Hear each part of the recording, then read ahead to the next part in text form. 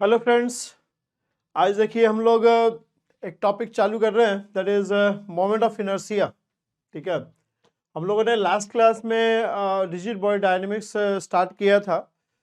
दो लेक्चर हो चुके हैं, एक में तो इंट्रोडक्शन था और दूसरे में हमने टॉर्क के बारे में बताया था आपको। उसमें यह भी डिस्कस किया था क्यों हम लोग टॉर्क को आर क्रॉस एफ से डिफाइन करते हैं, क्यों नहीं उसको एफ क्रॉस आर लिखते हैं। ठीक है, और क्यों ज़रूरत पड़ा एक क्वांटिटी डिफाइन करने के लिए। टॉर्क कोई बेसिक फिजिकल क्वांटिटी नहीं है, बेसिक फिजिकल क्वांटिटी तो आर और एफ है। तो क्यों इसका नीड फील हो गया हम लोग को, क्यों हम लोग के लिए फोर्स एक एनफ क्वांटिटी नहीं रह गया, मतलब फोर्स होते हुए भी एक नया क्वांटिटी क्यों डिफाइन करना पड़ा रोटेशन के केस में। वो सारा चीज़ पे हम लोगों ने अच्छा डिस्कशन किया था। उसको आप देखिए पहले वाला वीडियो। ठीक है, एकदम से कूद मत पड़िए मोमेंट ऑफ इनर्शिया पे, पहले आप वो दोनों वीडियो देख लीजिए। ठीक है, तो आज हम लोग मोमेंट ऑफ इनर्शिया स्टार्ट करते हैं, देखते हैं क्या होता है मोमेंट ऑफ इनर्शिया, इनर्शिया क्या है और मोमेंट ऑफ इनर्शिया क्या है। वो दोनों चीज़ देखेंगे हम लोग। मोमेंट का क्या मीनिंग होता है और इनर्शिया का क्या मीनिंग होता है और क्या नीड है इस फिजिकल क्वांटिटी का। देखिए, हमेशा ही जब भी आप फिजिक्स पढ़ते हो तो कोई भी फिजिकल क्वांटिटी पढ़ते हो तो उसका पहले नीड समझो, क्या ज़रूरत पड़ा। ठीक है, मतलब हम लोग क्यों ये सब, क्योंकि मोमेंट ऑफ इनर्शिया तो हम लोग ईश्वर से तो प्राप्त किए नहीं, मतलब डिवाइन वैसा कुछ है नहीं कि मतलब पहले से जान रहे थे। हम लोगों ने डिफाइन किया इसको आके यहाँ पे। इनर्शिया का क्या मीनिंग है वो भी देखेंगे हम लोग। ठीक है, तो ये सब चीज़ डिस्कस किया जाएगा इस लेक्चर में। तो before I do it, let me introduce myself. I am Vishal Devarshi and हालांकि मैं इंट्रोडक्शन में कभी बिलीव नहीं करता हूँ, लेकिन लोग बोलते हैं कि वीडियो के पहले इंट्रोडक्शन देना जरूरी होता है, तो that's why I give it in every lecture. I don't like giving, क्योंकि टीचर का पहचान तो उसके टीचिंग से होता है, उसके इंट्रोडक्शन से कोई मीनिंग नहीं होता है उसका। ठीक है, अच्छा पढ़ाता है वही उसका पहचान है टीचर का। Anyway, I am Vishal Devarshi and I have been teaching physics for last 20 years. ठीक है, 20 साल हो गया। 2002 में मैंने बीटेक किया था IIT BHU से इलेक्ट्रिकल इंजीनियरिंग में, and since then I have been learning physics. ठीक है, अलॉन्ग विथ माय स्टूडेंट्स। ठीक है, by just I am just sharing my knowledge. ठीक है, टीचिंग करना ठीक नहीं होगा, it's just like I have some knowledge, I have acquired some knowledge by the grace of God and I am just sharing that with you. ठीक है, तो let's do it. ठीक है, एक ये ऐप है टी विद्या लर्निंग ऐप। अगर video वगैरह आपको अच्छा लगे हमारा तो ये ऐप डाउनलोड कर सकते हैं। सारे वीडियो इस ऐप पे जो है अपडेट होता है। I have some good team members who are updating all the videos on this app. और I have a YouTube channel which I have recently started. ठीक है, तो यूट्यूब चैनल का नाम है ट्रेजेक्ट्री एजुकेशन। ये coaching institute, it was quite a big coaching institute earlier, तो corona के पहले मैंने बंद कर दिया था, कोरोना में मतलब। तो now we are doing everything online. ठीक है, ट्रेजेक्ट्री एजुकेशन करके एक यूट्यूब चैनल है, उसको भी आप चाहे तो सब्सक्राइब कर सकते हैं if you like regular updates. ठीक है, तो let's start this topic moment of inertia without wasting time. ठीक है, तो लेट्स डू इट। ठीक है, मोमेंट ऑफ इनर्शिया टॉपिक है हम लोग का।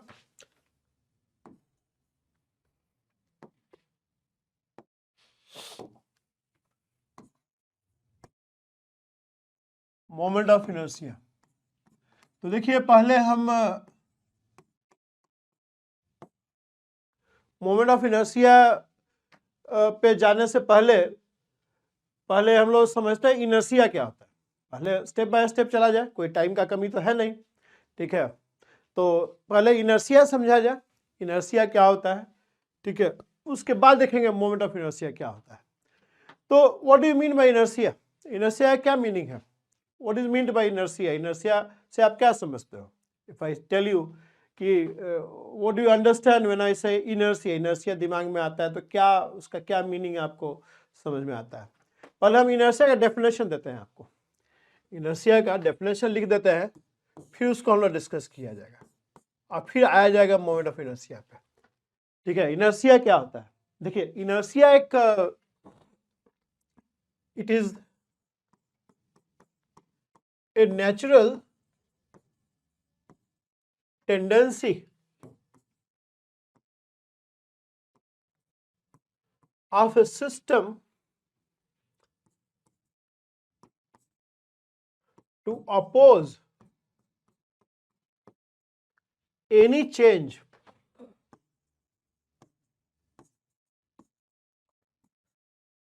in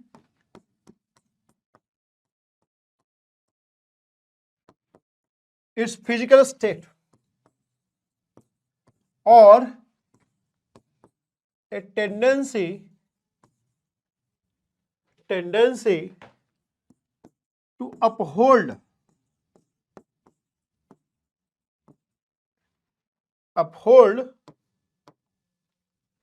its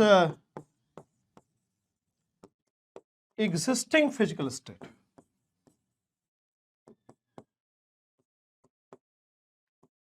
देखिए ये डेफिनेशन है. Newton's first law basically defines inertia. Newton's first law भी यही है. न्यूटन्स फर्स्ट लॉ क्या है? It is every system has got a natural tendency to uphold its existing physical state और to oppose any change in its physical state. किसी भी कोई भी नेचुरल सिस्टम होता है उसके अंदर एक नेचुरल टेंडेंसी होता है अपना जो एग्जिस्टिंग फिजिकल स्टेट है. फिजिकल स्टेट मीन्स क्या? Physical state basically comprises of all the physical quantity which is required to describe the system. System को डिस्क्राइब करने के लिए वो सारे फिजिकल क्वांटिटी जो है वो सब मिलके फिजिकल स्टेट फॉर्म करता है. जैसे अगर मैकेनिक्स की बात करें तो you have system of particles. अब पार्टिकल्स के जो फिजिकल स्टेट है उसको डिफाइन करने लिए बड़े सारे फिजिकल क्वांटिटी है, लाइक पोजीशन, वेलोसिटी. ये थोड़ा सा डिस्कशन हमने न्यूटन्स लॉज में भी किया है, उसको भी आप देख सकते हो वीडियो. ठीक है, इनफैक्ट वीडियो तो आपको शुरू से देखना चाहिए, पिक एंड चूज करके नहीं, उससे मज़ा नहीं आएगा. किसी भी टीचर का आप लेक्चर सुनते हैं तो फिजिक्स जो है बड़ा कंटिन्यूटी में फ्लो करता है, तो सारा वीडियो देखेंगे तभी फायदा होगा, है ना. एकदम से रोटेशन पे आके कूद पड़ेंगे तो नहीं फायदा होगा. I mean it. ठीक है, तो न्यूटन्स लॉ में हम लोग देखे थे ये चीज़. तो यहाँ पे क्या बोल रहे हैं? हर फिजिकल सिस्टम के अंदर, कोई भी फिजिकल सिस्टम है, फिजिकल स्टेट क्या होता है? Physical state comprises of all the physical quantities which is required to describe the system. जैसे सिस्टम ऑफ पार्टिकल्स का हम लोग बोल रहे थे. सिस्टम ऑफ पार्टिकल्स में पार्टिकल्स का फिजिकल स्टेट डिफाइन करने के लिए क्या क्या फिजिकल क्वांटिटी है? पोजीशन, वेलोसिटी, लीनियर मोमेंटम, ठीक है, kinetic energy, potential energy. But ये सारे फिजिकल क्वांटिटी इंडिपेंडेंट नहीं है. अगर इसमें से हम लोग पोजीशन और वेलोसिटी भी निकाल लें तो बाकी सारा फिजिकल क्वांटिटी डिफाइन हो जाएगा. तो जब हम लोग फिजिकल स्टेट डिफाइन करते हैं तो हम लोग डेफिनेशन को थोड़ा शॉर्ट रखते हैं क्योंकि उसके साथ हम लोग को वर्क करना है.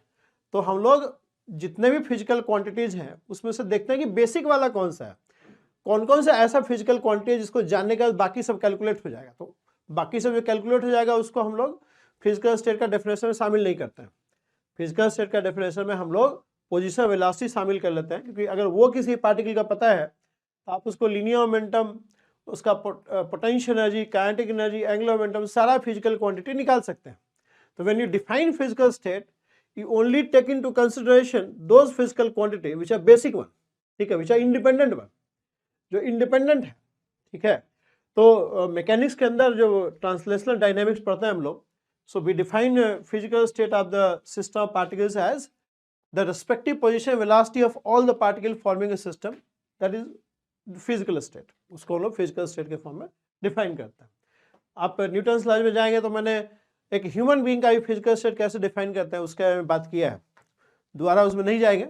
आप just refer to this lecture, Newton laws of motion करके एक लेक्चर मैंने बनाया था, तो वो आप रेफर कर लीजिए. ठीक है, तो यहाँ पे हम लोग इनर्शिया का बात करेंगे. ठीक है, so you understand physical state. Physical state क्या होता है? Everything, all the characteristic feature of the system which is required to completely describe the system. वो सारे फीचर्स जिसका जरूरत पड़ता है पूरे सिस्टम को जानने के लिए, पूरे सिस्टम को डिस्क्राइब करने के लिए. ठीक है, तो उसको हम लोग फिजिकल स्टेट बोलते हैं. तो यहाँ पे इनर्शिया क्या है? इनर्शिया एक नेचुरल टेंडेंसी है हर सिस्टम के अंदर, जितने भी नेचुरल सिस्टम है, इंक्लूडिंग वी ऑल्सो. हम लोग भी एक नेचुरल सिस्टम है, आदमी भी एक नेचुरल सिस्टम है, नेचर ने हम लोग को बनाया है. We are natural objects, we are natural objects. ये पेन नेचुरल सिस्टम नहीं है, ये पेन नेचुरल ऑब्जेक्ट नहीं है. ठीक है, तो ये हम लोगों ने बनाया. तो जितने भी नेचुरल सिस्टम हैं उन सभी के अंदर आप देखेंगे एक टेंडेंसी होता है, उन सभी के अंदर एक टेंडेंसी होता है अपने फिजिकल स्टेट को अपहोल्ड करने का. अपहोल्ड करने का या किसी भी चेंज को अपोज करने का। जैसे हम लोग भी देखिए आजकल विंटर सीजन चल रहा है, ठीक है,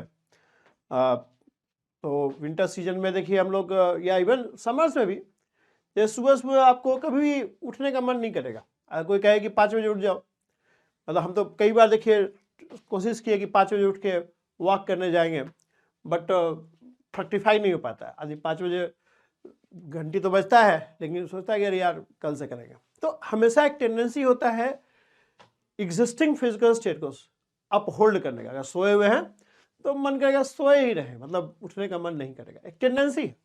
अगर आपको बोल दिया जाए कि कल आपका एग्जाम है, तो पहला जो आवाज अंदर से आएगा वो नो आएगा, नो, नहीं। सेमेस्टर एग्जाम देखिए, आप लोग इंजीनियरिंग कॉलेज में जाएंगे तो हमेशा ही हम लोग कभी सरप्राइज टेस्ट हो आता है, तो we never like it, we never like it.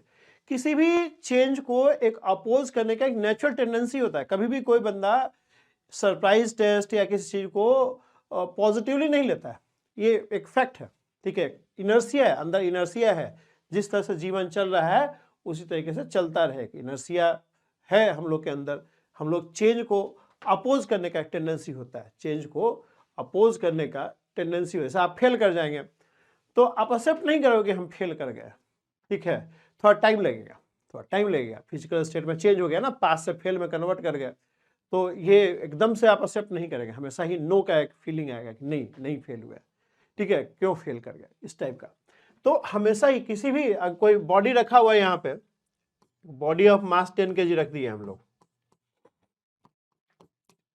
तो अगर ऐसे रख दी है, इक्विलिब्रियम में है, ठीक है, कोई एक्सटर्नल फोर्स नहीं लग रहा, तो आप 10 साल बाद भी आएंगे तो ये बॉडी यही रखा रहेगा। एक सिस्टम है, इसके अंदर एक टेंडेंसी है अपने फिजिकल स्टेट को अपोज करने का, फिजिकल स्टेट को अपहोल्ड करने का। अगर रेस्ट पे है तो रेस्ट पे ही रहना चाहेगा, अनलेस कि बाहर से कोई फिजिकल कोई एक्सटर्नल फोर्स न लगा दे। तो हर बॉडी के अंदर, हर आदमी के अंदर एक इनर्सिया का प्रॉपर्टी होता है, वो अपने फिजिकल स्टेट को अपहोल्ड करता है। अगर कोई फ्रिक्शनलेस सरफेस है और ये बॉडी 10 kg का है, आई मान लो 2 मीटर पर सेकेंड से मूव कर रहा है, अब फ्रिक्शनलेस सरफेस है, कोई फोर्स नहीं लग रहा है, फोर्स मतलब नॉर्मल रिएक्शन ऑफ वेट तो कैंसिल आउट कर जाएगा, और ये फ्रिक्शनलेस सरफेस है तो ये 2 मीटर पर सेकेंड से मूव करता ही रहेगा। मतलब मोशन में है तो मोशन में ही रहने का इसका टेंडेंसी रहेगा, 2 मीटर पर सेकेंड से मूव करता ही रहेगा आपका। जैसे इवन देखो, हम लोग लेक्चर बनाते हैं तो स्टार्टिंग में बड़ा इनर्सिया आता है, यार इच्छा नहीं रहता है, मतलब बहुत मोटिवेट करके अपने आप को सब ऑन करते हैं स्टूडियो में, कैमरा ये सब, ठीक है, तब तक लगता है कि यार कल करेंगे, ऐसा फीलिंग। पर एक बार बनाना चालू कर दिए, फ्लो में आ गए, तो अब एक इनर्सिया की वजह से हम लोग मूव करते हैं, ठीक है। अब स्टार्ट हो गया तब मजा आ रहा है, ठीक है। जब तक नहीं स्टार्ट किए थे तब तक एक टेंडेंसी था अपोज करने का, नहीं नहीं नहीं कल करेंगे, कल करेंगे, ठीक है। कई बार तो ऐसा हुआ है, मतलब आए सब कुछ स्टार्ट किए, फिर मन किया छोड़ो यार, चलो सोता है चल के, ठीक है।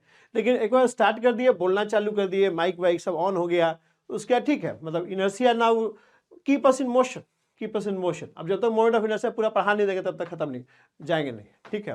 तो ये भी एक इनर्सिया है, ये भी एक इनर्सिया है। Once you are in motion you try to be in motion, आप मोशन में ही रहते हैं अनलेस कि कोई एक्सटर्नल फोर्स आके आपको रोक न दे। मतलब कोई गेस्ट आ जाए या कोई मान लो कुछ हो जाए यहाँ पे, कुछ मतलब ऐसा काम याद आ जाए तो हम यहाँ पे फिर बंद बंद करके चले जाएंगे, तो एक्सटर्नल फोर्स है। जब तो एक्सटर्नल फोर्स नहीं है then I will keep moving, I will keep moving, ठीक है। ऐसा ही होता है। आप देखिए कई बच्चे घर छोड़ के बाहर जाते हैं तैयारी वारी करने, बहुत लोग कोटा जाता है, हालांकि क्या पढ़ाता है उन लोग हमको नहीं पता, तो कोटा में जाके तैयारी करेंगे तो डिसाइड करके जाते हैं कि तैयारी चालू कर दिए, तब तैयारी खत्म करके ही क्वालिफाई करके ही घर वापस लौटेंगे। वो भी एक इनर्सिया, वो भी एक इनर्सिया है। इनर्सिया हम लोग को हमेशा जिस फिजिकल स्टेट में होते हैं उस फिजिकल स्टेट में एक कंटिन्यू करने का एक टेंडेंसी, एक नेचुरल टेंडेंसी। कहाँ से आया ये रिसर्च है, मतलब क्यों ये इनर्सिया आया, कहाँ से आया, ये आज तक किसी को नहीं पता है, ठीक है। ये इनर्सिया एक सबसे least understood concept of physics का आया है ये हम लोग को पता है, क्यों है, कहाँ से आया, we don't know, God has given us. तो एक इनर्शियल टेंडेंसी सिस्टम के अंदर होता है, वो जिस फिजिकल स्टेट में रहेगा उस फिजिकल स्टेट को कंटिन्यू करेगा, उसके अंदर किसी भी चेंज को अपोज करेगा, किसी भी चेंज को अपोज करेगा, ठीक है।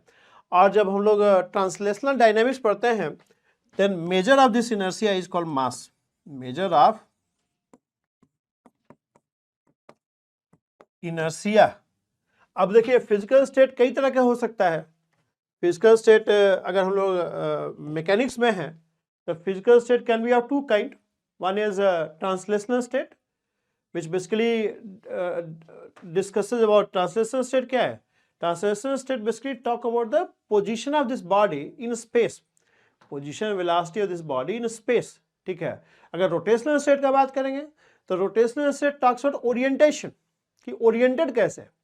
मतलब ट्रांसलेशनल स्टेट, फिजिकल स्टेट, अगर मैकेनिक्स का बात करेंगे, मैकेनिक्स में इसको कहेंगे मैकेनिकल स्टेट।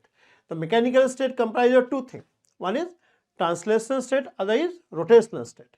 तो ट्रांसलेशनल स्टेट क्या बोलता है? ट्रांसलेशनल स्टेट बेसिकली बात करता है कि बॉडी का लोकेशन क्या है, स्पेस में कहाँ वो स्थित है, स्पेस में वो कहाँ स्थित है उसके बारे में बात करेगा।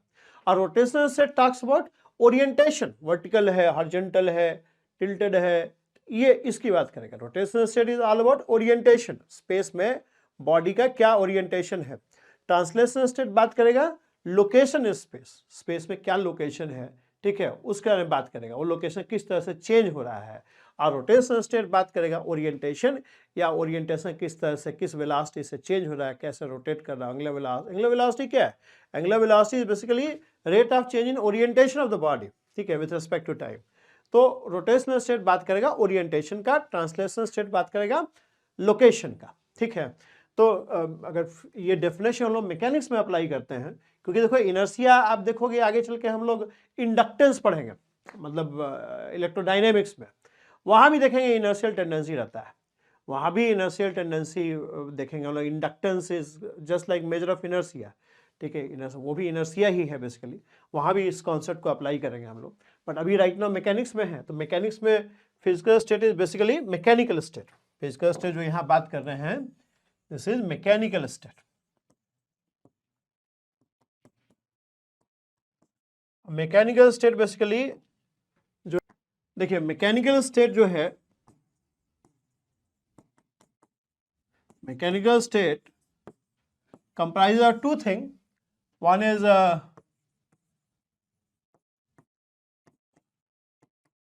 ट्रांसलेशनल स्टेट,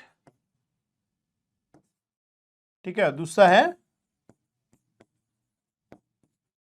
रोटेशनल स्टेट, ठीक है। तो जो ट्रांसलेशनल स्टेट है, इससे हम लोग बात करेंगे location of body in space, location of body in space. यहां हम लोग बात करेंगे orientation of body in space,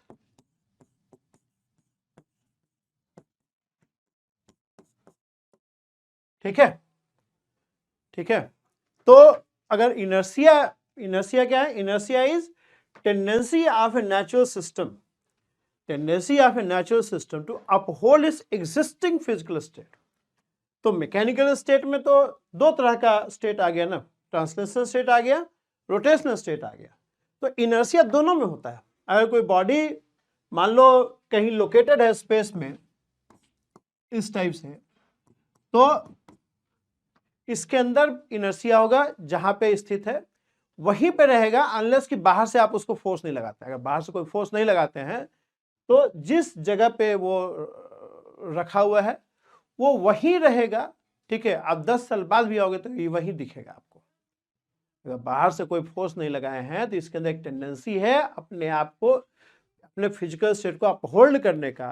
तो अगर वो रेस्ट पे है तो रेस्ट पे ही रहेगा सालों साल तक, अनलेस कि बाहर से उसको डिस्टर्ब नहीं करते हैं। अगर बाहर से डिस्टर्ब नहीं करते हैं तो उसके अंदर एक टेंडेंसी है, रेस्ट में है तो रेस्ट पे ही रहेगा, ठीक है। मोशन में है कि फ्रिक्शनलेस सरफेस पे, फ्रिक्शनलेस इसलिए बोल रहे हैं कि फ्रिक्शन रहेगा तो फोर्स लग जाएगा, उसके इसमें मोशन धीरे धीरे कम होता जाएगा। लेकिन अगर फ्रिक्शनलेस सरफेस कोई बॉडी मूव कर रहा है 2 मीटर पर सेकंड से और वो सरफेस अनएंडिंग है तो मूव ही करता रहेगा, ठीक है, वो मोशन में ही रहेगा। समझ में आ रहा है आपको? तो ये टेंडेंसी होता है, ये टेंडेंसी सिस्टम के अंदर होता है कि जिस ट्रांसलेशनल स्टेट में है उसी ट्रांसलेशनल स्टेट में वो कंटिन्यू करेगा। ये चीज रोटेशन में भी होता है कि अगर मान लो कोई बॉडी यहाँ पे ऐसे मान लो कि इस टाइप से है, ट्रायंगल है मान लो ये,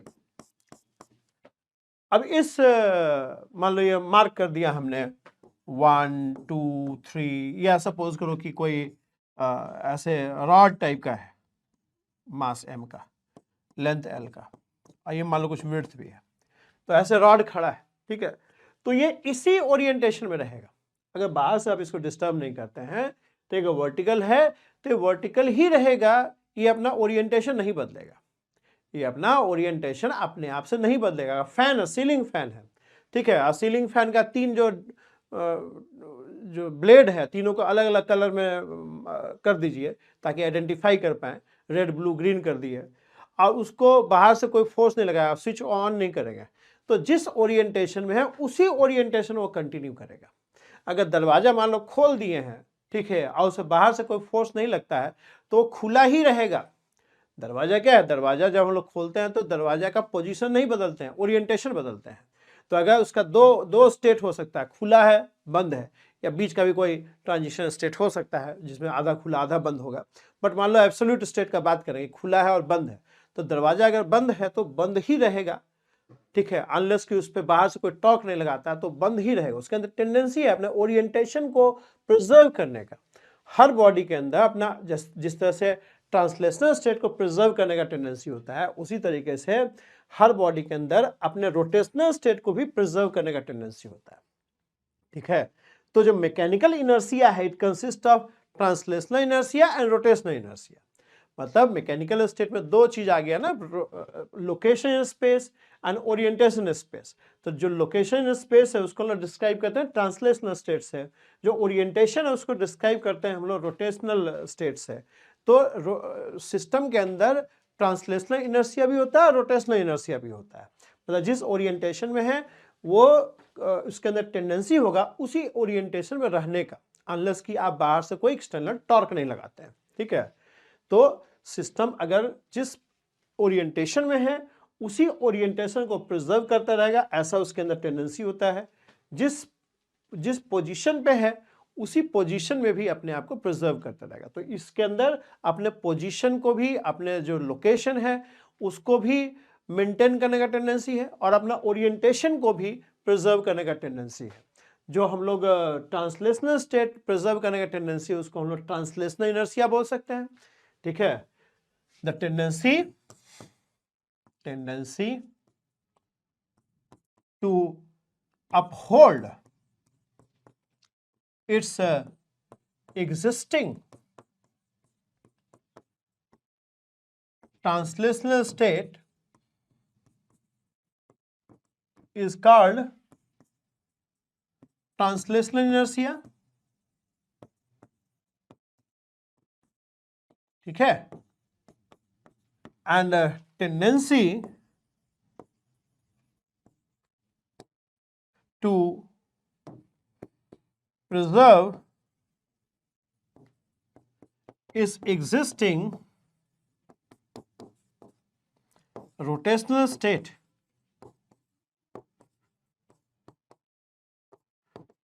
is called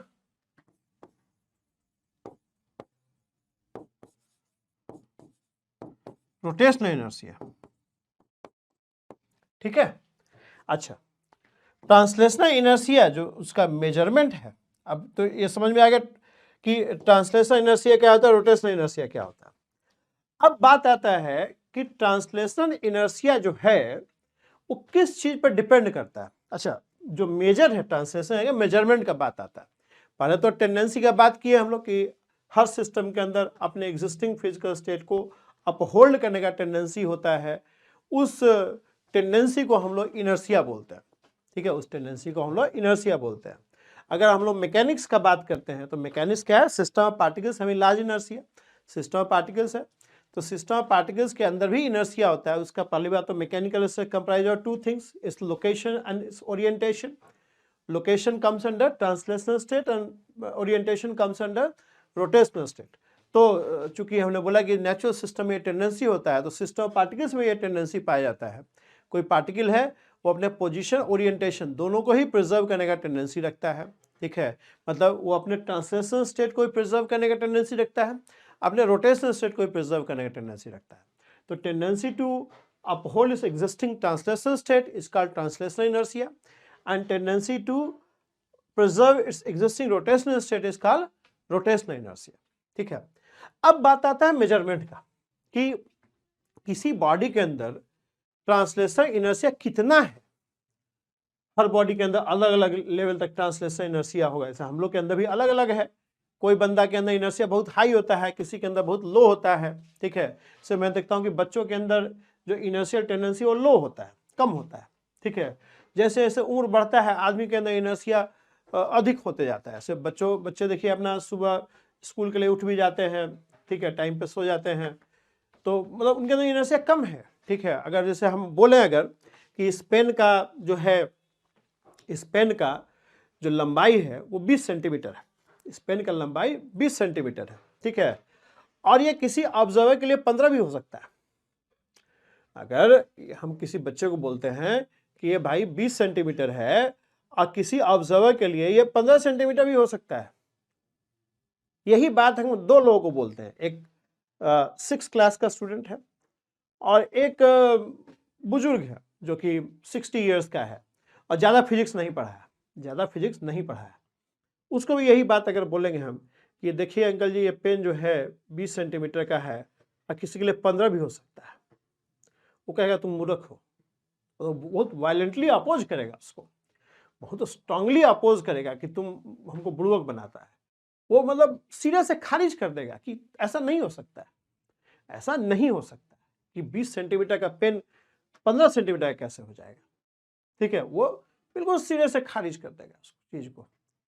ठीक है, हालांकि अगर आप रिलेटिविटी पढ़े तो आपको पता है कि हो सकता है, ये फिजिक्स में हो सकता है, मतलब लेंथ जो है रिलेटिव होता है। ठीक है, अगर कोई ऑब्जर्वर बहुत हाई स्पीड से मूव कर रहा है तो उसके लिए जो ऑब्जेक्ट का लेंथ है वो कॉन्ट्रैक्ट कर जाता है, ये हम लोग जानते हैं। ठीक है, ठीक, लेकिन मतलब हम दो ऐसे लोगों को ये सामने रख रहे हैं जो रिलेटिविटी नहीं जानते हैं। एक 6 क्लास का स्टूडेंट है, उसको भी हम एक्सपेक्ट नहीं करते कि वो रिलेटिविटी जानता होगा, और एक 60 साल का बूढ़ा है, अगर वो फिजिक्स नहीं पढ़ा है, रिलेटिविटी नहीं पढ़ा है, तो उसको भी रिलेटिविटी का नॉलेज नहीं है, लेंथ कॉन्ट्रैक्शन उसको नहीं पता, दोनों को ही नहीं पता है। बट दोनों का रिएक्शन बड़ा डिफरेंट होगा। जो 60 साल का है वो कहेगा कि नहीं, हो ही नहीं सकता है, ठीक है, हमने आज से देखा ही नहीं है। ठीक, और जो 6 क्लास वाला स्टूडेंट है वो कहेगा अच्छा भैया बताइए कैसे होगा, हम तो नहीं देखे हैं, बताओ कैसे होगा। उसका इंक्विजिटिव हो जाएगा, वो उसके अंदर इंक्विजिटिवनेस आएगा कि अच्छा कैसे होगा, दिखाओ हमको करके। वो मतलब ये सोचने के लिए या ये रीजन आउट करने के लिए रेडी है। 6ठा क्लास का स्टूडेंट जो है वो जो है रीजन आउट करेगा हमसे कि बताइए कैसे होगा, हमको दिखाइए कैसे होगा। ठीक है, और जो 60 साल का वो तो बिल्कुल ही सिरे से खारिज कर दे रहा है कि हो ही नहीं सकता, तुम बेवकूफ हो, तुम हमको बेवकूफ बना रहा है या तुम ही पागल हो। ठीक है, या पागल हमको बना रहे हो, तो ऐसे बात करेगा। वो इनक्विजिटर वो सीधे से ही खारिज को समझने के लिए रेडी नहीं है, उसका इनर्शिया बहुत हाई है। वो किसी भी चेंज को, अपने नॉलेज में किसी भी चेंज को अपोज कर रहा है। ठीक है, वो सीखना नहीं चाहता है। ठीक है, उसको सिखाया भी नहीं जा सकता है, तो सिखाया भी नहीं जा सकता है। और 6ठा क्लास का बच्चा रीजन आउट करने के लिए रेडी है। जो रीजन आउट करने के लिए रेडी है ना, उसको तुम फिजिक्स सिखा सकते हो, उसको नया चीज बता सकते हो। उसका इनर्शिया कम है, वो चेंज को कम अपोज कर रहा है। मतलब ऐसा नहीं कि एकदम से मान लिया, वो ये नहीं बोला कि हाँ ठीक है अच्छा है, ये नहीं बोला, रीजन आउट कर रहा है कि बताओ तुमको कैसे है, हमको बताओ, समझाओ जरा। ठीक है, तो उसका इनर्शिया कम है, उसका इनर्शिया कम है। जैसे हम लोग भी कॉलेज में पढ़ते थे तो बड़े सारे प्रोफेसर होते थे, तो कई बार नाम नहीं, ऐसे नाम नहीं लगे, लेकिन फर्स्ट ईयर में हमारे एक फिजिक्स के प्रोफेसर थे, अप्लाइड फिजिक्स के, ठीक थे, सज्जन आदमी थे। ठीक है, बट कई बार लगता था कि जैसे रटे हुए हैं, तो वो कई बार हमको समझ में आता था कि गलत बता रहे हैं। ठीक है, गलत बता रहे हैं, लेकिन we can not dare to tell him that कि तुम गलत बता रहे हो। क्यों? क्योंकि फायदा नहीं है। किसी प्रोफेसर, बूढ़ा प्रोफेसर है, उसको तुम एडवाइस करोगे कि सर ये वाला थोड़ा एरर है आपका टीचिंग में, यू कैन अंडरस्टैंड कि क्या उसका रिएक्शन होगा। उसका इनर्शिया बहुत हाई है, वो मतलब समझिए एक दीवार में सिर टकराने जैसा है। ठीक है, दीवार का इनर्शिया बहुत हाई होता है, कितना ही फोर्स लगा देंगे तो मूव नहीं करेगा, तो वैसा वाला कंडीशन उसका है। ठीक है, तो हमने देखा है कि इनर्शिया जो है उम्र के साथ साथ बढ़ता जाता है। मतलब एक छठे क्लास के बच्चे 11th-12th के बच्चों को फिजिक्स पढ़ाना रिलेटिवली ईजी होता है कंपेयर टू ग्रेजुएट स्टूडेंट। ठीक है, ग्रेजुएट स्टूडेंट को पढ़ाना थोड़ा इनर्शिया डेवलप हो जाता है, मतलब कई चीज़ को मान के बैठ जाता है कि ऐसा होता है। तो कई बार कूड़ा करकट लेके आ जाते हैं, कई कोचिंग में पढ़ते हैं, क्या पढ़ाते हैं, तो वो ग्रेजुएशन के बच्चे कई बार ना गलत सलत पढ़ के दिमाग में ठूस लेते हैं और फिर उनको पढ़ाना थोड़ा डिफिकल्ट हो जाता है। एमएससी वालों को और डिफिकल्ट होता है, एमएससी वालों को पढ़ाना और भी डिफिकल्ट होता है। ठीक है, मतलब उनको मतलब कई चीज़ रेडी नहीं है एक्सेप्ट करने के लिए। अब पीएचडी वाले को तो खैर पढ़ाते ही नहीं है, मतलब उनको भी बहुत ज़्यादा नहीं आता लेकिन नहीं पढ़ाते, उनका इनर्शिया बहुत हाई है, their inertia is too high. तो हमने देखा है कि इनर्शिया जो मनुष्य के अंदर होता है वो उम्र के साथ साथ बढ़ता है, बढ़ता है। तो आप पढ़ रहे हैं, जो वीडियो देख रहे हैं, हम मान के चलो पढ़ रहे हैं, तो निश्चित तौर पर आपका इनर्शिया कम होगा, तभी आप पढ़ रहे हैं, तभी आप अपने अंदर कोई चेंज लाने का टेंडेंसी, चेंज लाने का सोच रहे हैं। ठीक है, और जो ज़्यादा उम्र का है वो मान के बोलता है कि अरे हमारा मैकेनिज्म बहुत पुअर है, वीक है, तो मान के चल बैठ गया कि हमारा पुअर है, उसको फिर वो सही करने का भी कोशिश नहीं करेगा। ठीक है, मतलब वो फिजिकल से चेंज को बिल्कुल ही अपोज करने के लिए बैठा हुआ है। तो कहने का मतलब है कि इनर्शिया जो है मनुष्य के अंदर जो है उम्र के साथ साथ बढ़ता है। तो अगर मेजरमेंट की बात करें तो हम कह सकते हैं कि inertia of a person depends on his age. ठीक है, उसी तरीके से अगर हम ट्रांसलेशनल इनर्शिया की बात करें, अगर हम लोग ट्रांसलेशनल इनर्शिया की बात करें तो ट्रांसलेशनल इनर्शिया देखा गया है कि depends on the amount of matter content in the body. ठीक है, ट्रांसलेशनल इनर्शिया, अच्छा, major of translational inertia is called mass. Measure of translational inertia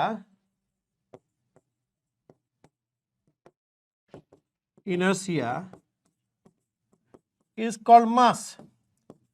अच्छा, अब एक चीज समझिए, जो हम लोग छठी क्लास में पढ़ लेते हैं, mass is amount of matter content in a body. पहली बात तो उसको आप डिलीट कर दीजिए दिमाग से कि मास is the amount of matter content in a body, उसको आप दिमाग से डिलीट मार दीजिए। ठीक है, वो छठी क्लास तक ठीक है, बट अब ठीक नहीं है। अब आप उसको लाइन को मॉडिफाई कीजिए। अब आप समझिए, mass depends on the amount of matter content in a body. Mass क्या है? मास है मेजर ऑफ ट्रांसलेशनल इनर्शिया। ये डेफिनेशन समझिए, मास जो है ट्रांसलेशनल इनर्शिया का मेजरमेंट है, ट्रांसलेशनल इनर्शिया का मेजर है मास। ठीक है, mass is the measure of translational inertia.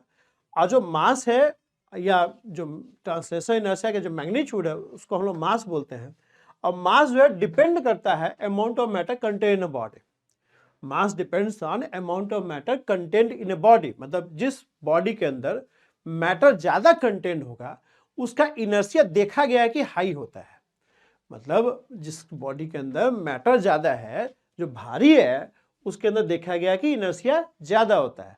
और जो हल्का ऑब्जेक्ट है, हल्का मतलब क्या, मैटर कम है उसके अंदर, तो हल्के ऑब्जेक्ट का इनर्शिया देखा गया है कि कम होता है। मतलब अगर सेम फोर्स एक मान लो लाइट ऑब्जेक्ट है, लाइट ऑब्जेक्ट है से 1 kg का है, एक ऑब्जेक्ट सपोज करो कि 10 kg का है, और सेम फोर्स लगाते हैं 10 न्यूटन,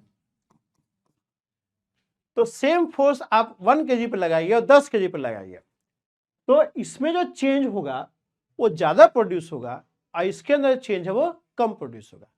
जो चेंज इन फिजिकल स्टेट है, चेंज इन ट्रांसलेशनल स्टेट है, change in translational state is described by the physical quantity called acceleration.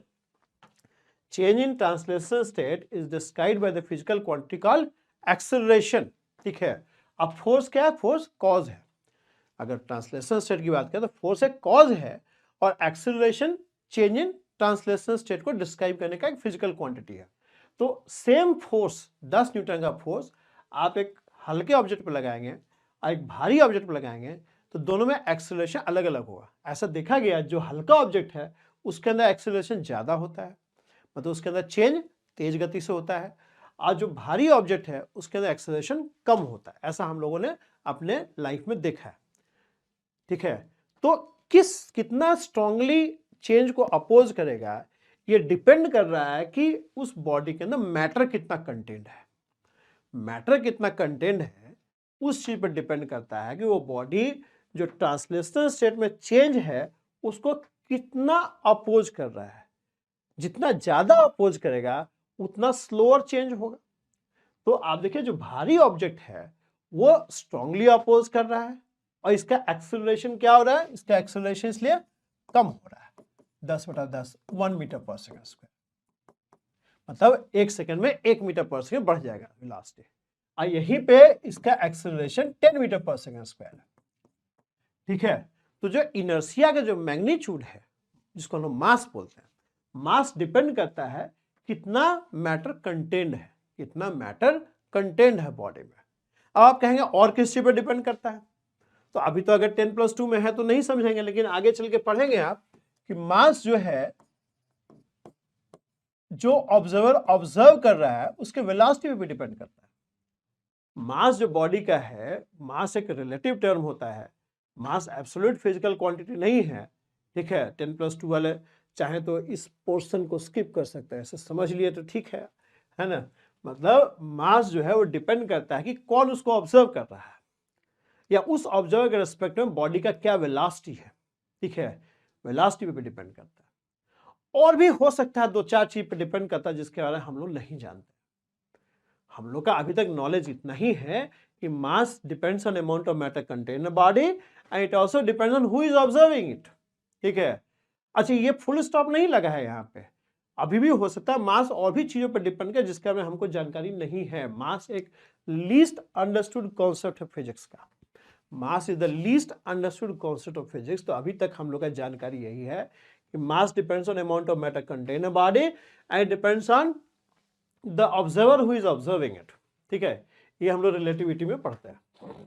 तो मास जो है एक टेंडेंसी है ट्रांसलेशन इनर्शिया को के चेंज को अपोज करने का, ट्रांसलेशन इनर्शिया के चेंज को अपोज करने का टेंडेंसी है।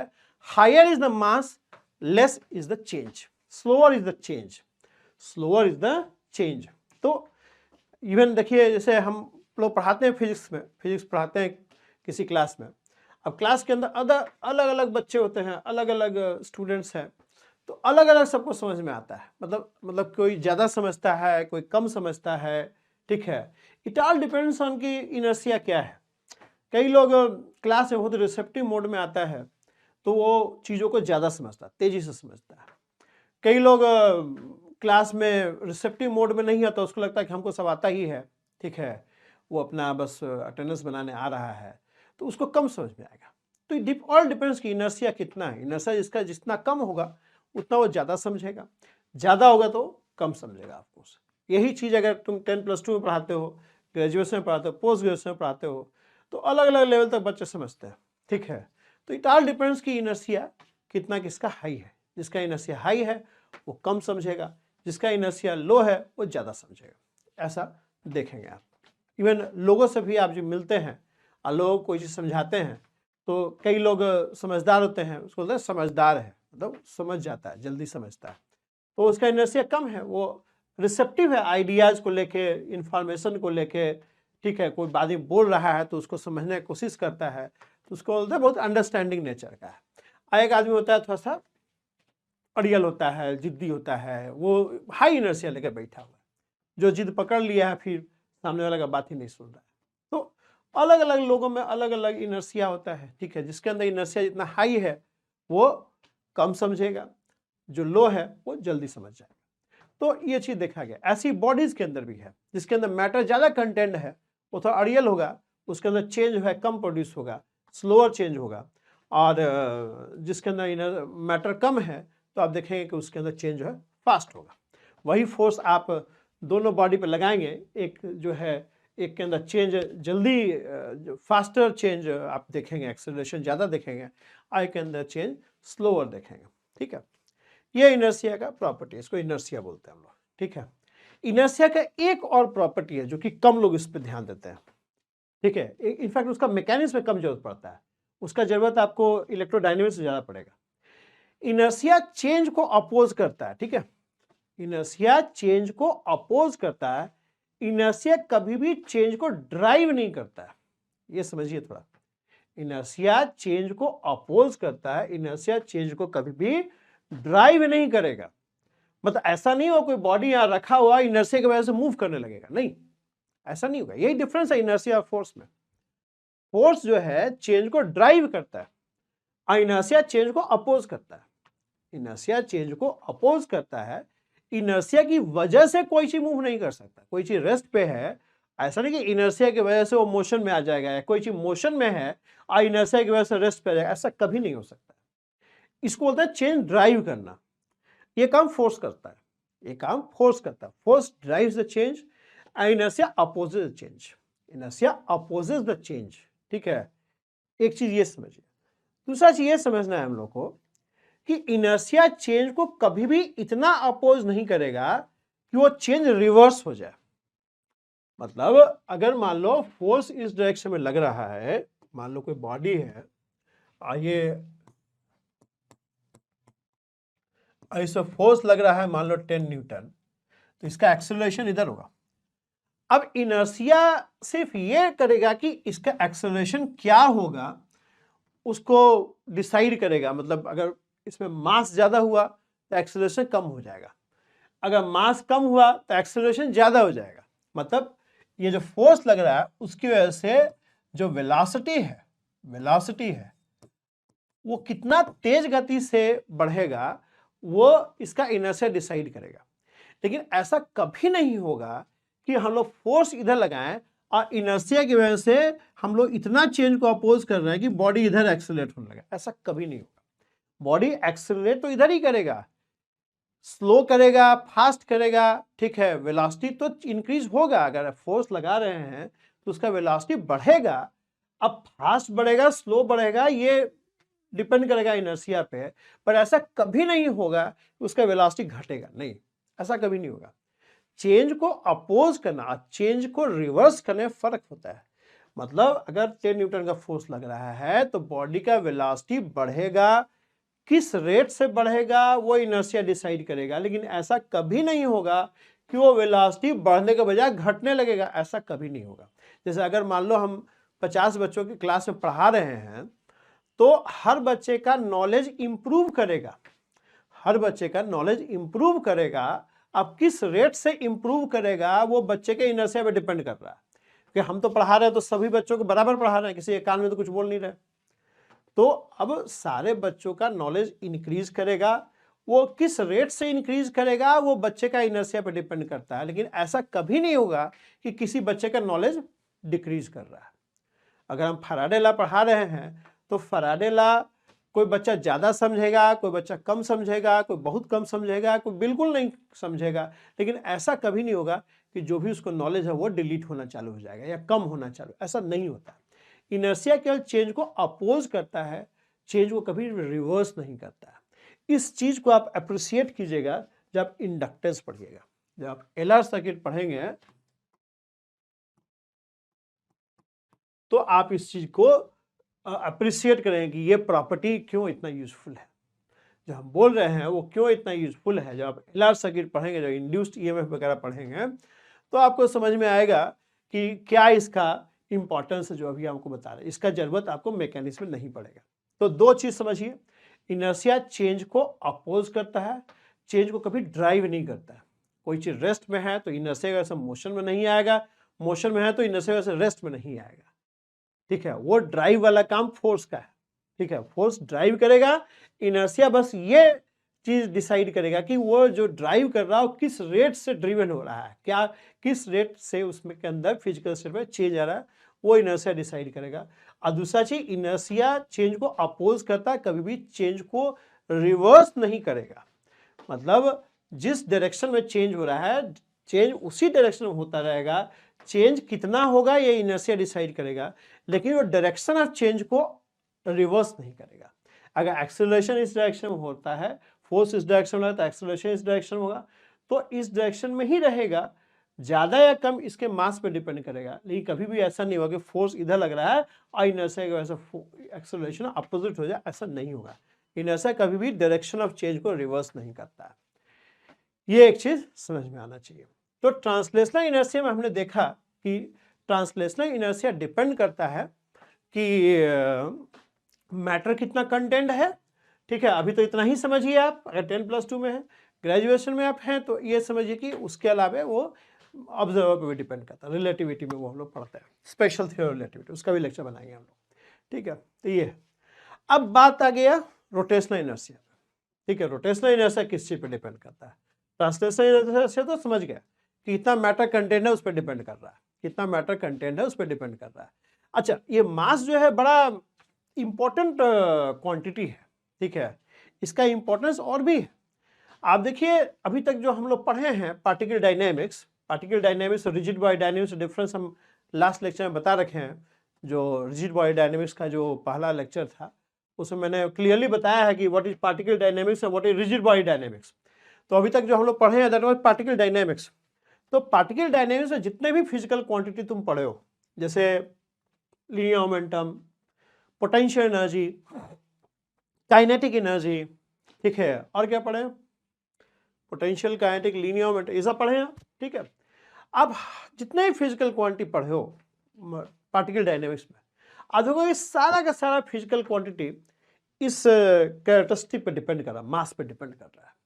मतलब पोटेंशियल एनर्जी मास पे डिपेंड करता है, के भी मास पे डिपेंड करता है, लीनियर मोमेंटम ऑफ कोर्स मास पे डिपेंड करता है। तो देखोगे जितने भी फिजिकल क्वांटिटीज डिफाइन किए हम लोग, उसमें मास एक की फीचर है, ठीक है। मास एक की क्वांटिटी है जो डिसाइड कर रहा है कि लीनियर मोमेंटम क्या होगा, पोटेंशियल एनर्जी क्या होगा, काइनेटिक एनर्जी क्या होगा। दो बॉडी सेम वेलोसिटी से मूव कर रहा है, बट दोनों का काइनेटिक एनर्जी कितना होगा वो मास डिसाइड कर रहा है। जिसका हायर मास होगा उसका ज्यादा काइनेटिक एनर्जी होगा।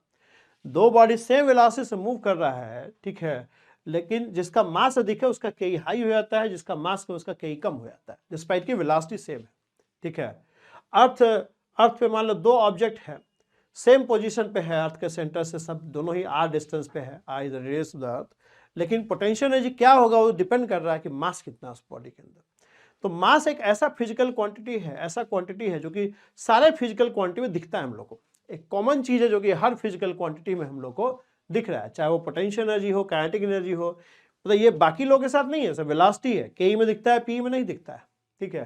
लेकिन मास एक ऐसा चीज है जो हर जगह जितने भी फिजिकल क्वांटिटी डिफाइन कर रहे हैं वो सारा का सारा मास पे डिपेंडेंट है, मास पे डिपेंड है। मास plays a key role basically, ठीक है। मास plays a key role in the magnitude of that physical quantity, ठीक है। ये चीज एक दिमाग में रखना है, ठीक है। I think I have discussed in detail the translational inertia. Now let's talk about rotational inertia. हम लोग रोटेशनल इनर्शिया का बात करते हैं। रोटेशनल इनर्शिया क्या है? Tendency of a body to uphold its orientation, अपने ओरिएंटेशन को अपहोल्ड करने का या ओरिएंटेशन में चेंज को अपोज करने के टेंडेंसी को हम लोग मोमेंट ऑफ इनर्शिया बोलते हैं, रोटेशनल इनर्शिया बोलते हैं। And the measure of rotational inertia is called moment of inertia.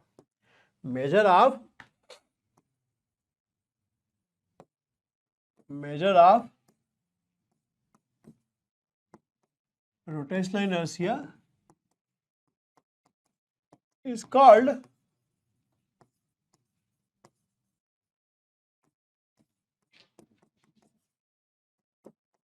Moment of inertia. तो हम लोग मोमेंट ऑफ इनर्शिया को डिफाइन कर सकते हैं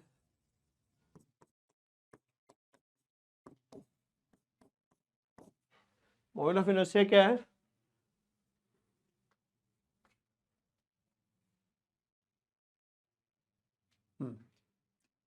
moment of inertia is measure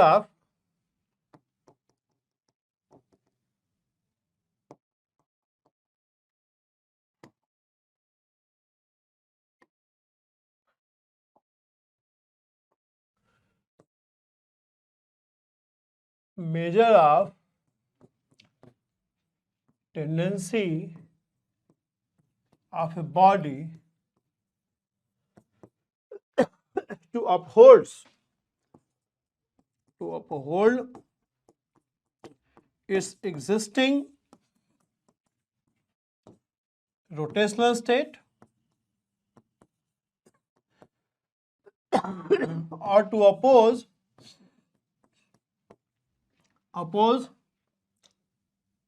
any change in its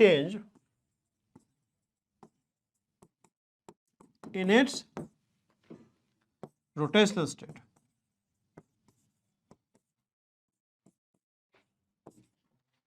ठीक है, देखिए अभी तक हम लोग बात कर रहे थे ट्रांसलेशनल स्टेट का।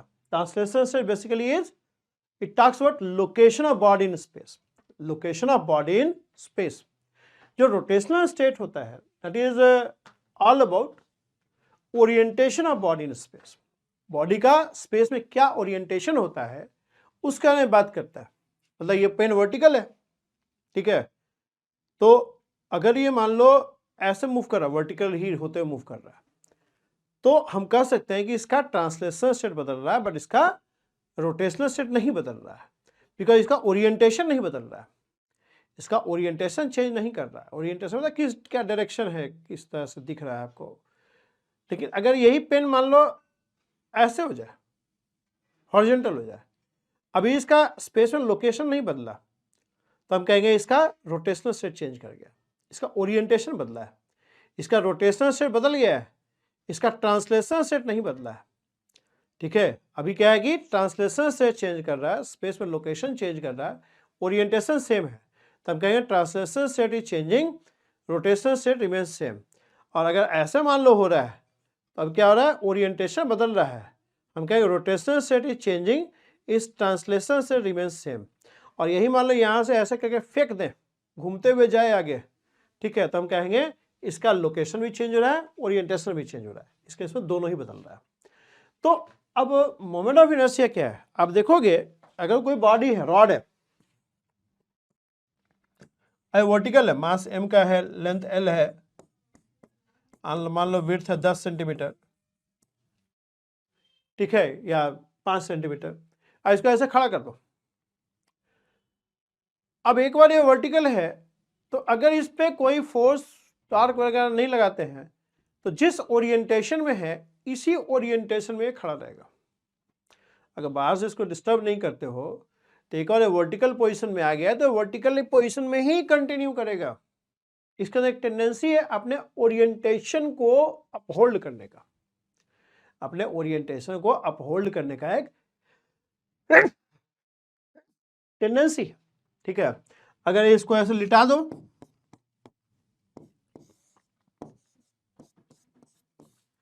तो ऐसा नहीं है कि अपने आप ये वर्टिकल हो जाएगा, नहीं, ऐसे तो ऐसे ही रहेगा। ठीक है, तो जिस तरह से बॉडी के अंदर अपने ट्रांसलेशनल स्टेट को प्रिजर्व करने का टेंडेंसी होता है, उसी तरीके से अपने ओरिएंटेशन को भी प्रिजर्व करने का टेंडेंसी होता है, उसी तरीके से अपने ओरिएंटेशन को भी प्रिजर्व करने का टेंडेंसी होता है। जिस ओरिएंटेशन में है वो बॉडी उसी ओरिएंटेशन में रहने का उसका टेंडेंसी होगा। इस टेंडेंसी को हम लोग मोमेंट ऑफ इनर्शिया बोलते हैं। ठीक है, इस टेंडेंसी को हम लोग मोमेंट ऑफ इनर्शिया बोलते हैं। ठीक है, जैसे tendency to preserve translational state is called mass, और tendency to preserve rotational state is called moment of inertia, moment of inertia. अब क्वेश्चन ये आता है कि मोमेंट ऑफ इनर्शिया किन चीजों पर डिपेंड करता है, उसका मेजर क्या है, कितना मोमेंट ऑफ इनर्शिया होता है किसी ऑब्जेक्ट में, वो किस चीज पर डिपेंड करता है। तो जस्ट लाइक देखिए मास के केस में हमने देखा था कि mass depends on amount of matter content in body. देखो टेंडेंसी पता लगाना है, अगर tendency of opposing translational state और या tendency of opposing rotational state कितना स्ट्रॉन्ग टेंडेंसी है, तो टेंडेंसी पता लगाने का तरीका यही होता है कि पहले तो उस पर फोर्स लगाएं, आप फोर्स लगा के देखें कितना स्ट्रांगली अपोज कर रहा है, उसके बाद पता चलेगा कि टेंडेंसी कितना स्ट्रांग है। तो हमने ऐसे वहाँ किया था कि एक हाई जिसके अंदर मैटर ज़्यादा है, हमने देखा कि जिसके अंदर मैटर ज़्यादा है उसे फोर्स लगाते हैं तो धीरे धीरे उसका वेलोसिटी चेंज होता है, और जिसके अंदर मैटर कम है उस पर वही फोर्स लगाते हैं तो उसका वेलोसिटी फास्टर चेंज होता है। तो हमने कंक्लूड किया कि भाई मास जो है अमाउंट ऑफ मैटर कंटेंट पर डिपेंड कर रहा है। ये हम लोग का डिस्कवरी है ना भाई, कोई भी टेंडेंसी को मेजर करने का देख के तो मेजरमेंट होगा नहीं ना, आप जब तक उसको छेड़ेंगे नहीं, जब तक उस पर फोर्स नहीं लगाएंगे और चेंज को मेजरमेंट नहीं करेंगे, तब तक आपको आइडिया नहीं लगेगा कि मास या इनर्शिया किस चीज पर डिपेंड कर रहा है। ठीक है, तो हमने ये देखा ट्रांसलेशन के केस में कि जिसके अंदर मैटर कम होता है उसके अंदर वही फोर्स लगाते हैं तो ज्यादा एक्सेलरेशन हो रहा है, और जिसके अंदर मैटर ज्यादा होता है तो वही फोर्स लगाने पे कम एक्सेलरेशन होता है। तो हमने वहां निष्कर्ष निकाला कि अच्छा, ट्रांसलेशनल इनर्शिया जो है डिपेंड कर रहा है कि किस बॉडी के अंदर कितना मैटर कंटेंट है। और हमने एक डिस्कवरी किया कि जिसके अंदर मैटर ज़्यादा कंटेंट है, जिसके अंदर मैटर ज़्यादा कंटेंट है उसके अंदर टेंडेंसी जो है अपोज करने का वो अधिक होता है। मतलब tendency to oppose translational state depends on amount of matter content in body. ये हम लोग का डिस्कवरी था। फिर हमने कंक्लूड किया अच्छा ठीक है, mass depends on amount of matter content in body. ठीक है, जैसे हमने डिस्कवर किया कि भाई इनर्शिया जो है आदमी के अंदर एज पर डिपेंड करता है। छोटे बच्चों को समझाना ईजी होता है, बड़े लोगों को समझाना थोड़ा डिफिकल्ट होता है। तो ये मेरा अपना एक्सपीरियंस है। ठीक है, तो कैसे पता लगा? देख के तो पता लगा नहीं, फिर उसको समझाने की कोशिश किया। हम अलग अलग लेवल पर पढ़ाए, 10+2 वालों को पढ़ाए, बच्चों को भी पढ़ाए, ग्रेजुएशन को पढ़ाए। तो हमने देखा कि हाँ, इनर्शिया जो है बच्चों में कम होता है, बड़ों में ज़्यादा होता है। ठीक है, मतलब देख के नहीं पता चला, ये हमने फोर्स लगाया, कोशिश किया पढ़ाने का, फिर देखा कितना चेंज प्रोड्यूस हो रहा है। ये हमारा डिस्कवरी रहा कि चेंज जो है जिसके अंदर एज कम है उसके अंदर चेंज ज़्यादा प्रोड्यूस होता है। ठीक है, आज जिसका एज अधिक होता है उसके अंदर चेंज कम प्रोड्यूस होता है। तो ये हमारा अपना एक्सपीरियंस रहा। अब ऐसे ही इसमें भी देखना पड़ेगा, इसमें भी देखना पड़ेगा कि भाई एक स्फेरिकल शेल है, ठीक है, और एक सॉलिड स्फेयर है, सेम मास का है। ठीक है, अब दोनों पे सेम फोर्स लगा के हम लोग टॉर्क लगा के इसको रोटेट करते हैं। अगर जैसे मान लो एक एक्सिस ले लिया हमने ना, मतलब एक मान लो रिंग ले लिया, रिंग ऑफ मास एम ले लिया, आइए एक्सिस के अबाउट दूसरा पेज पे आ जाते हैं। मतलब हम लोग ऐसे देख सकते हैं ना कि भाई एक मास एम का रिंग है और एक मास एम का डिस्क है, रेडियस सेम है, एक 2m का रिंग है। ठीक है, ऐसे ले लिया, रेडियस r है। तो आप अगर देखोगे कि यहां पे देखिए रिंग है 2m मास का, यहां पर रिंग है स्मॉल मास m का। ठीक है, मतलब इसका मास ट्वाइस है, इसका मास m है और इसका 2m है। रेडियस दोनों का बराबर है, रेडियस दोनों का बराबर है।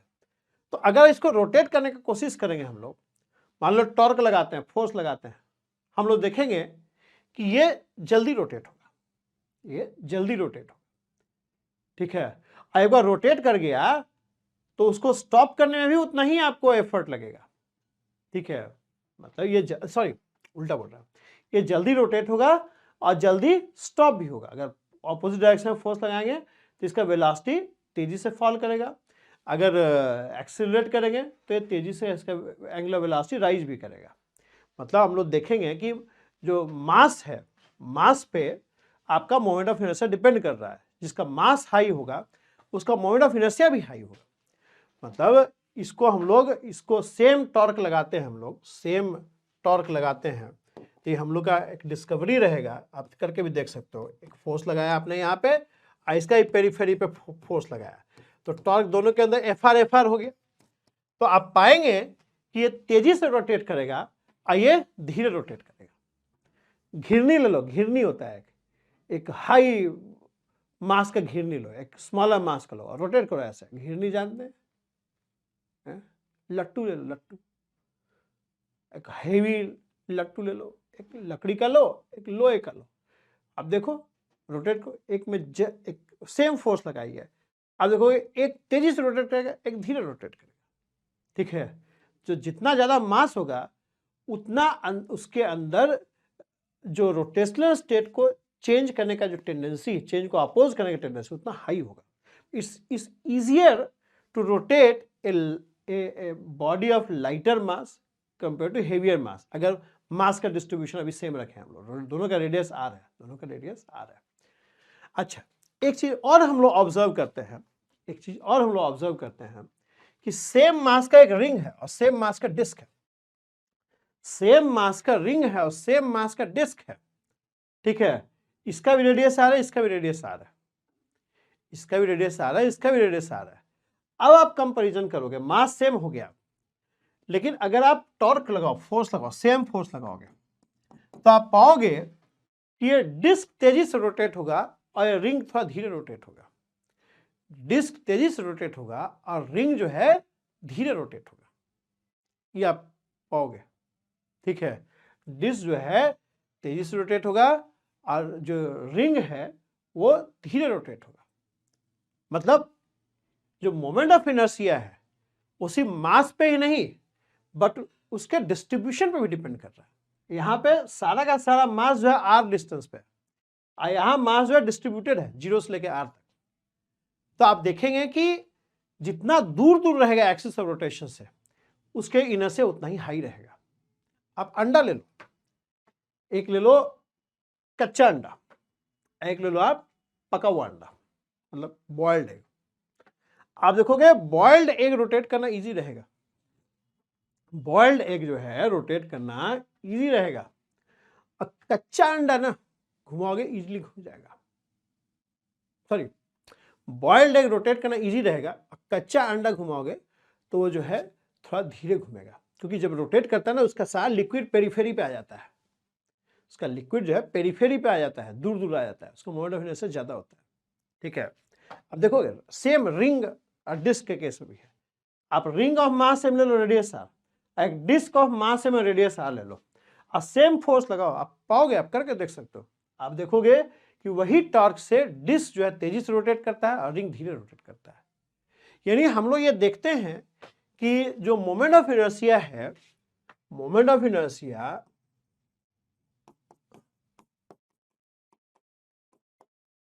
it depends on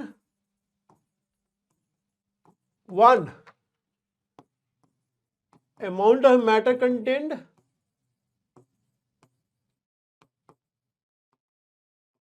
and two, how matter is distributed.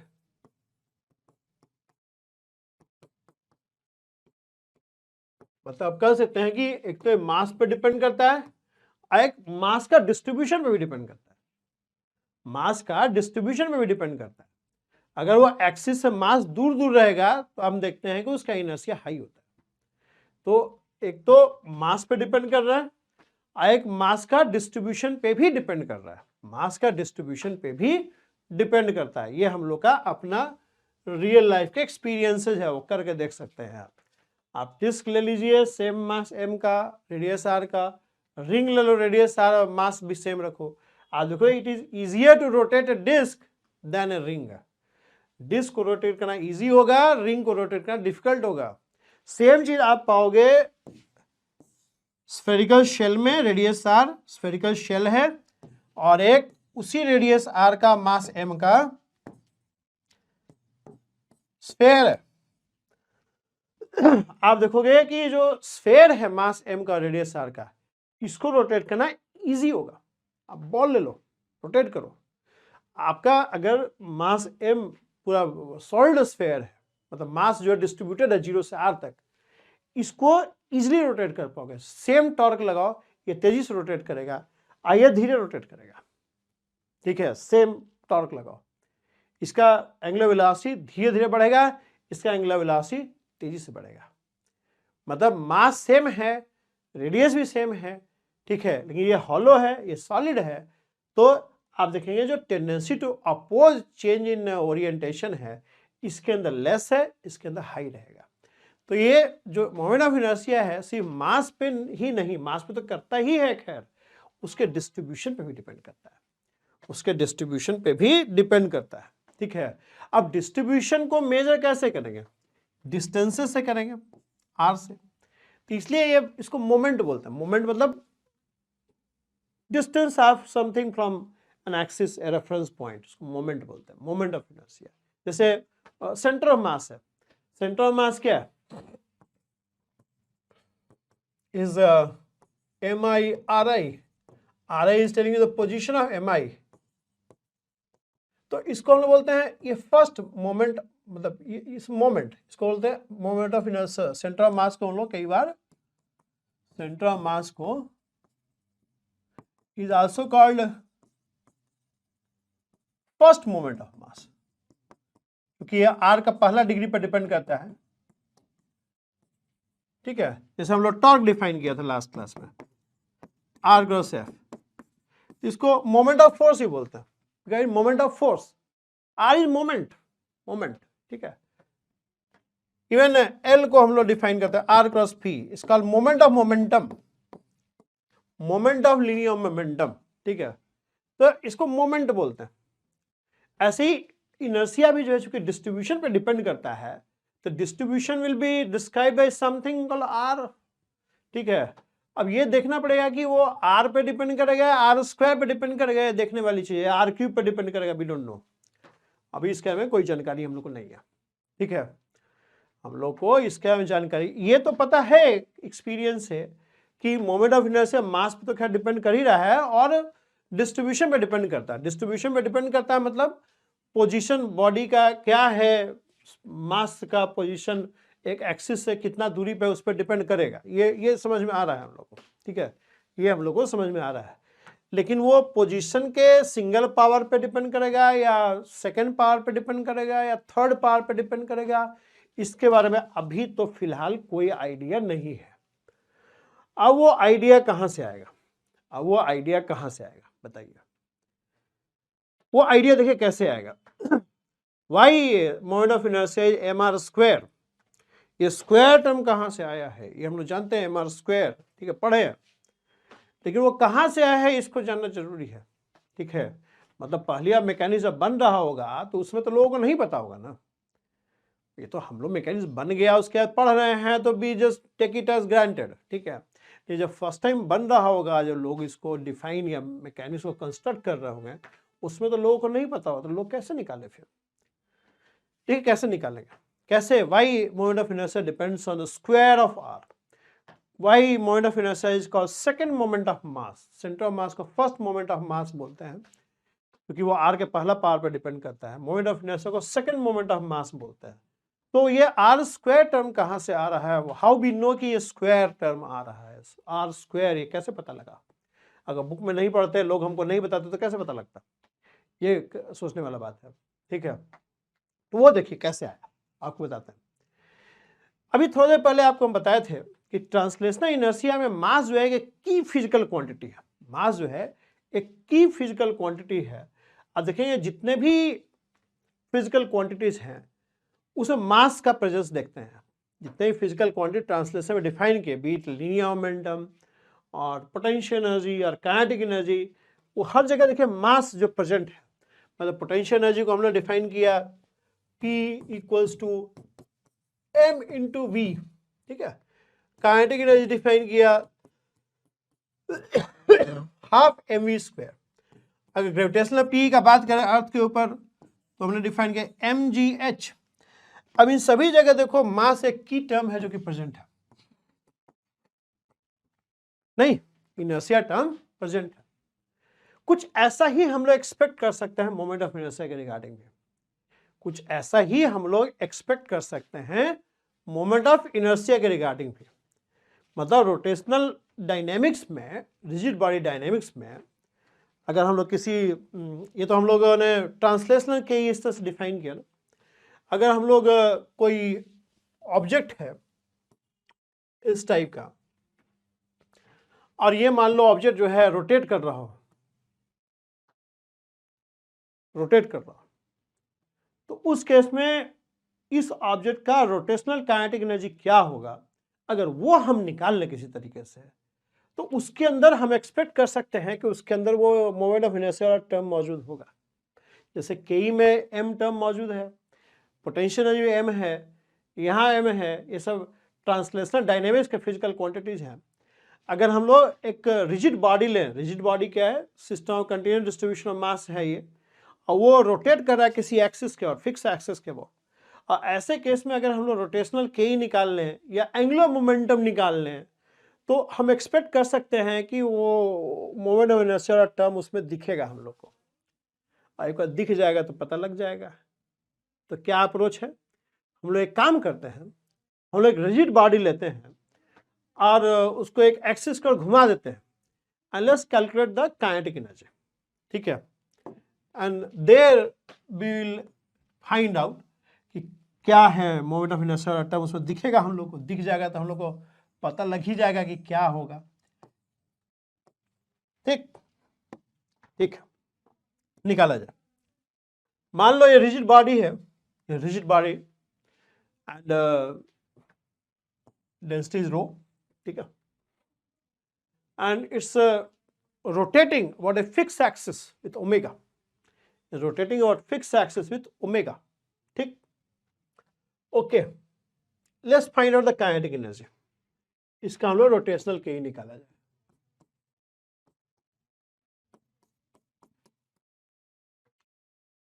अब देखिए हम लोग के पास इंफॉर्मेशन क्या है, हम लोग तो ट्रांसलेशनल के ही का हम लोग एक्सप्रेशन है हमारे पास कि एक पॉइंट मास अगर वेलोसिटी v से मूव कर रहा है तो उसका क्या है, हाफ एम वी स्क्वायर होता है। ये डेफिनेशन हमारे पास है। एक पॉइंट मास किसी v वेलोसिटी से मूव कर रहा है तो उसका ट्रांसलेशनल के जो है हाफ एम वी स्क्वायर होता है। ये इंफॉर्मेशन हमारे पास है। अब इसी इंफॉर्मेशन का यूज करके हम लोग को रोटेशनल के निकालना है।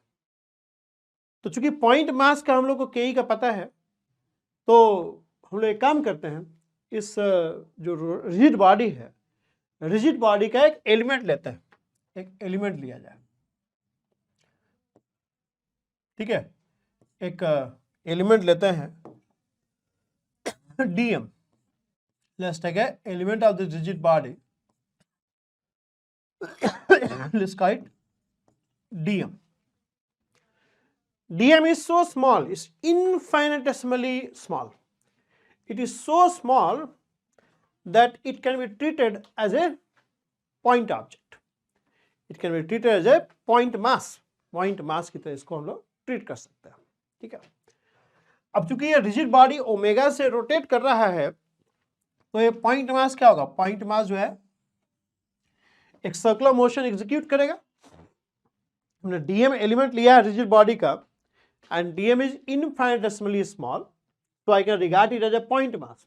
I can regard it as a point mass. तो बॉडी जो है ओमेगा से रोटेट करेगा तो ये जो मास एलिमेंट है एक सर्कुलर मोशन एग्जीक्यूट करेगा, ठीक है।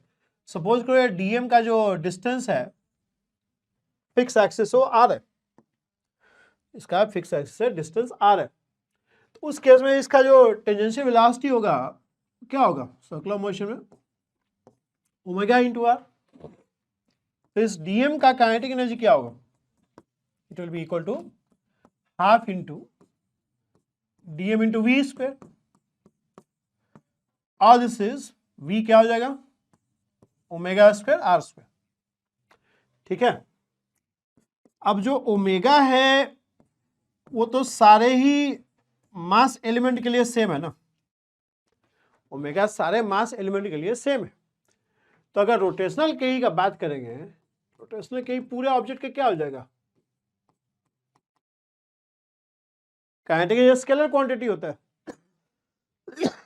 स्केलर क्वांटिटी हमेशा एडिटिव होता है, scalar quantity can always be added. Vector quantity तो क्या है कि उसके मैग्नीट्यूड को ऐड करने के पहले आपको देखना पड़ेगा उनका डायरेक्शन सेम है कि नहीं। मतलब वेक्टर क्वांटिटी में मैग्नीट्यूड को ऐड करने के पहले सोचना पड़ेगा कि उसका डायरेक्शन क्या है, डायरेक्शन सेम होगा तभी उसके मैग्नीट्यूड को ऐड करेंगे। मैग्नीट्यूड एडिटिव तभी होगा जब वेक्टर्स के डायरेक्शन सेम हो, ठीक है। लेकिन स्केलर क्वांटिटी में तो कोई इशू ही नहीं है, उसका मैग्नीट्यूड तो हमेशा ही ऐड अप हो सकता है, ठीक है। तो जो ऐड हो सकता है वो इंटीग्रेट भी हो सकता है। तो क्या हो जाएगा, हाफ, अब इसको इंटीग्रेट किस पे करना है, पूरे मास डिस्ट्रीब्यूशन पे। अब पूरे मास डिस्ट्रीब्यूशन के लिए ओमेगा तो सेम है ना, ओमेगा सेम है, तो हम लोग एक काम कर सकते हैं 1/2 को बाहर निकाल सकते हैं, और ये क्वांटिटी हो गया और ओमेगा भी बाहर आ जाएगा, ठीक है। समझ में आ रहा है चीज आपको? Are you getting this? So we are finding that kinetic energy is depending on this term, ये टर्म पर डिपेंड कर रहा है। एंगुलर मोमेंटम भी निकालते हैं, एंगुलर मोमेंटम भी निकाला जाए थोड़ा। एंगुलर मोमेंटम क्या होता है? अगर इस डीएम का एंगुलर मोमेंटम निकालें हम लोग, डीएल क्या होता है? R cross p. अब देखो डीएम जो है सर्कुलर मोशन एग्जीक्यूट कर रहा है, ये position vector R. Circular motion में वेलोसिटी हमेशा आर के परपेंडिकुलर होगा, सर्कुलर मोशन में वेलोसिटी हमेशा आर के परपेंडिकुलर हो जाएगा, ठीक है। तो R cross P will be, अगर इसका मैग्नीट्यूड का बात करें तो it will be RP, circular motion को एग्जीक्यूट कर रहा है तो ये आरपी हो जाएगा, R is position from the axis, तो साइन 91। तो सारे जहां भी डीएम लोग हैं वो सारा डीएम सर्कुलर मोशन एग्जीक्यूट कर रहा है। अगर रोटेशन और फिक्स एक्सिस देख रहे हैं हम लोग तो सारा का सारा जो डीएम है, मास एलिमेंट है, वो सब सर्कुलर मोशन एग्जीक्यूट कर रहा है और सभी का डायरेक्शन जो एंगुलर मोमेंटम का होगा, आर क्रॉस पी का डायरेक्शन होगा ऊपर आएगा। आर क्रॉस पी देखो, आर क्रॉस पी का डायरेक्शन निकालने के लिए पहले इसके आर और पी के टेल्स को ज्वाइन कर दो, ये पी हो गया है, आर हो गया। अब आर क्रॉस पी क्या आएगा? थंब ऊपर जाएगा, और एक प्लेन में मूव कर रहा है जी, तो आर और पी परपेंडिकुलर है और आर और पी का जो आर क्रॉस पी करोगे तो थंब ऊपर जाएगा ओमेगा के डायरेक्शन में। तो सारा मास एलिमेंट का जो एंगुलर मोमेंटम है सब अपवर्ड डायरेक्शन में है। तो अगर सारे वेक्टर्स सेम डायरेक्शन में हैं तो उनका मैग्नीट्यूड एड अप हो सकता है, ठीक है।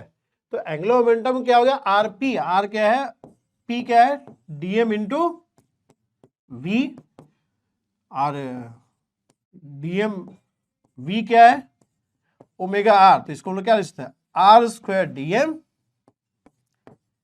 इंटू ओमेगा, ये मास एलिमेंट का। अच्छा, मास एलिमेंट चाहे जहां भी लें आप, सारा का सारा सर्कुलर मोशन एग्जीक्यूट कर रहा है, सभी का एंगुलर मोमेंटम सेम डायरेक्शन में है।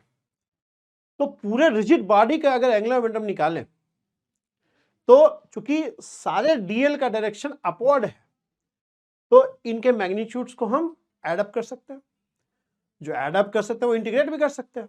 तो जो एंगुलर मोमेंटम होगा पूरे रिजिड बॉडी का वो क्या हो जाएगा? Integral of DL. ये क्यों कर पा रहे हैं? क्योंकि सारे मास एलिमेंट का एंगुलर मोमेंटम सेम डायरेक्शन में है, ठीक है, इसलिए उनके मैग्नीट्यूड को इस तरह से ऐड कर सकते हैं, इंटीग्रेट कर सकते हैं। एडिशन, इंटीग्रेशन क्या है? Integration is same as the operation of addition, ठीक है। अगर इसको वेक्टर क्वांटिटी में लिखोगे ये लिखा जाएगा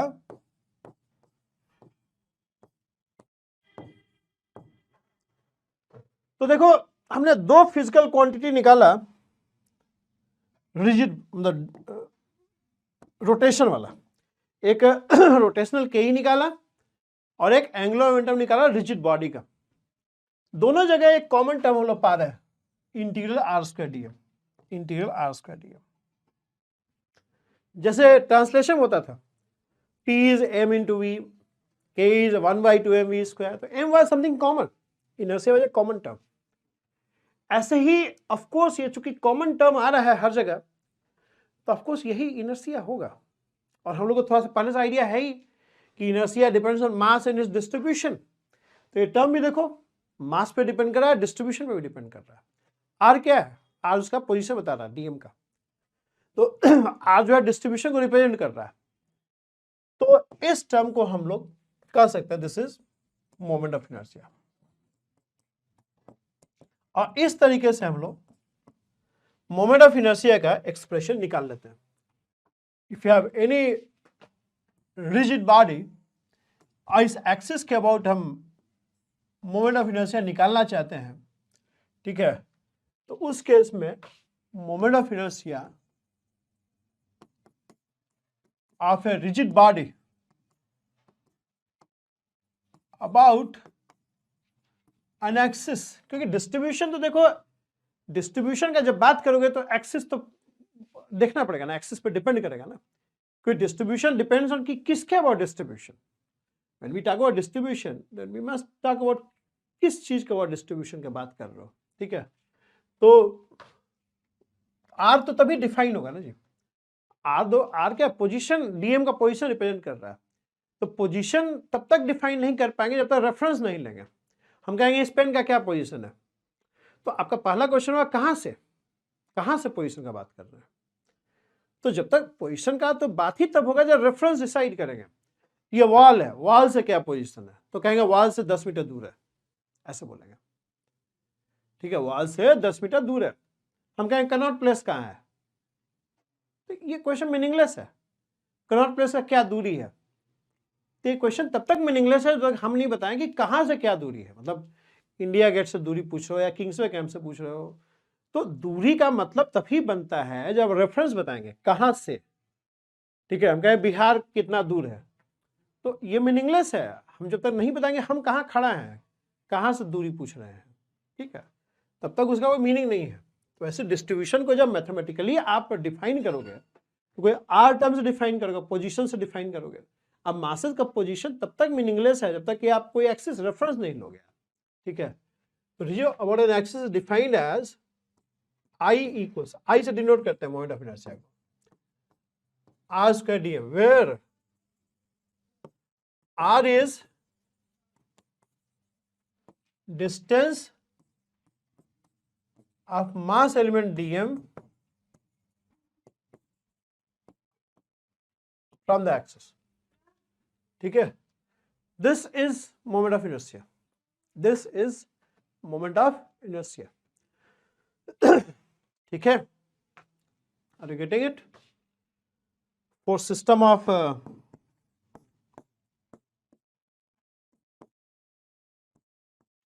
particles, ये तो system of continuous distribution of mass है, और सिस्टम ऑफ डिस्क्रीट पार्टिकल्स अगर है, इसको ना डिफाइन करते हैं, सॉरी, अगर सिस्टम ऑफ पार्टिकल्स हो जाएगा,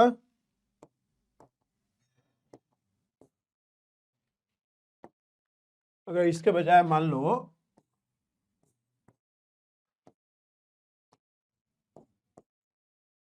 ऐसा नहीं,